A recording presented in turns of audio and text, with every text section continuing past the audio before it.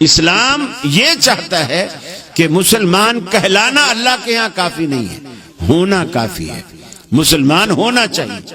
اور وہ قرآن مجید کی جو آیت میں نے آپ کے سامنے پڑھی ہے، ادخلوا فی السلم کافہ، اے مسلمانوں اسلام میں پورے کے پورے داخل ہو جاؤ، سر سے لے کر کے پاؤں تک، سر سے پاؤں تک تم مسلمان نظر آنا چاہیے، تمہارے اندر اسلام نظر آنا چاہیے۔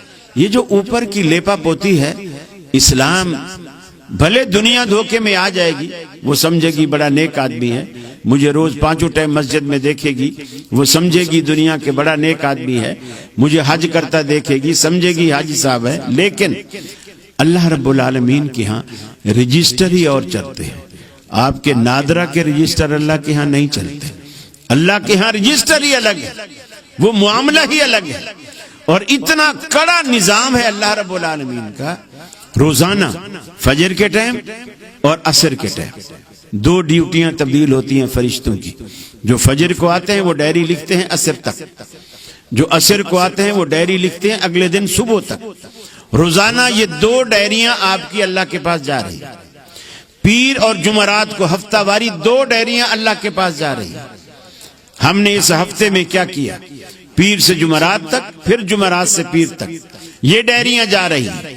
شب قدر میں سالانہ ڈائری اللہ رب العالمین کے پاس جا رہی ہے، اور ایک کرامن کاتبین جو ہمارے دائیں اور بائیں کندھے پہ بیٹھے ہیں، اور یہ ایک بائیں کندھے والا ہماری برائیوں کو نوٹ کرتا ہے اور دائیں والا ہماری نیکیوں کو نوٹ کرتا ہے۔ یہ جب ہم مر کر دنیا سے چلے جاتے ہیں، یہ پوری زندگی کا رجسٹر اللہ کے ہاں چلا جاتا ہے۔ اتنا کڑا نظام ہے، جس طرح اب آپ ویڈیو بنا رہے ہیں اور ساری دنیا دیکھ رہی ہے، اب ایک دفعہ اس کے اندر یہ چیز سیو ہو گئی۔ اب میں یہ انکار نہیں کر سکتا کہ میں نے یہ بات کہی یا نہیں کہی، میں نے یہ کام کیا یا نہیں کیا۔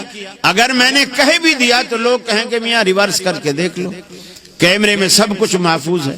یہ ایک الگ بات ہے کہ ہم اللہ سے اس طرح نہیں ڈرتے، جس طرح دیوار پہ کہیں لکھا ہو نا، خبردار اللہ تمہیں دیکھ رہا ہے۔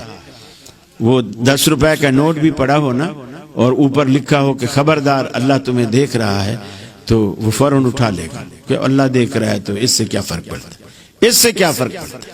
اور اگر 500 کا نوٹ پڑا ہو اور لکھا ہو کہ خبردار کیمرے کی آنکھ تجھے دیکھ رہی ہے، وہ جھکے گا بھی نہیں، کہ یہ تو لوگ کہیں گے کیا یہ تو چور ہے، وہ تو ساری چیز محفوظ ہو جائے گی۔ یعنی اللہ پر اتنا یقین ہی نہیں ہے کہ رب العالمین ہمیں دیکھ رہا ہے، پھر ہم کس توقع سے، کس منہ سے رب العالمین سے کہیں گے اللہ ہمیں بخش دے، ہمیں معاف فرما۔ ہمارے دل میں تو ڈر ہی نہیں ہے۔ یہ ڈر وہ واحد چیز ہے جو آپ کی زندگی کو ایسا سنوار دیتا ہے، ایسا سنوار دیتا ہے، دنیا کا ہر خوف آپ کے دل سے نکال دیتا ہے جب آپ کے دل میں اللہ کا ڈر آ جاتا ہے۔ کیونکہ بڑا خوف جو ہوتا ہے وہ چھوٹے خوفوں کو کھا جاتا ہے۔ اللہ کی ذات بڑی ہے، جب آپ اس سے ڈرنے والے بن جاتے ہیں، چھوٹے موٹے خوف خود بخود نکل جاتے ہیں، اس کی کوئی پرواہ نہیں ہوتی۔ نبی کریم صلی اللہ علیہ وسلم راتوں کو اٹھتے، نفل پڑھتے، تہجد پڑھتے، روتے، اللہ کے آگے گڑ گڑاتے، اللہ سے مانگتے۔ اللہ کے رسول فرماتے ہیں میں ہر روز اکثر من 70 مرتن، میں 70 سے زیادہ مرتبہ اللہ سے توبہ کرتا ہوں، استغفار کرتا ہوں، حالانکہ آپ کے دامن میں نہ کوئی داغ تھا، نہ کوئی گناہ تھا، نہ کوئی جھول تھا، نہ کوئی عیب تھا۔ اس کے باوجود اللہ رب العالمین سے 70 سے زیادہ مرتبہ آپ استغفار کرتے ہیں۔ نفل اتنے پڑھتے ہیں، لمبے لمبے قیام، پاؤں سوج جاتے ہیں۔ حضرت عائشہ نے فرمایا اللہ کے رسول آپ تو جنت کے سمجھو وارث ہیں، جنت کا مین گیٹ ہی نہیں کھلے گا جب تک آپ نہیں آئیں گے، تو آپ کو اتنی ریاضت اور اتنی محنت کرنے کی کیا ضرورت ہے؟ نبی کریم صلی اللہ علیہ وسلم نے فرمایا عائشہ عجیب بات تو نے کہی، افلا اکون عبدا شکورا، کیا جس رب نے مجھے اتنا بڑا رتبہ دیا ہے، کیا تو چاہتی ہے میں اس کا شکر گزار بندہ نہ بنوں؟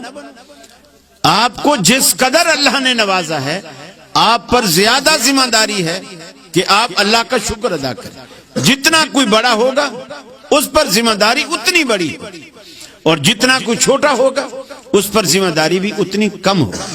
تو اللہ رب العالمین نے آپ کو بحیثیت مسلمان کے جن چیزوں سے، جن نعمتوں سے آپ کو نوازا ہے، ماشاءاللہ.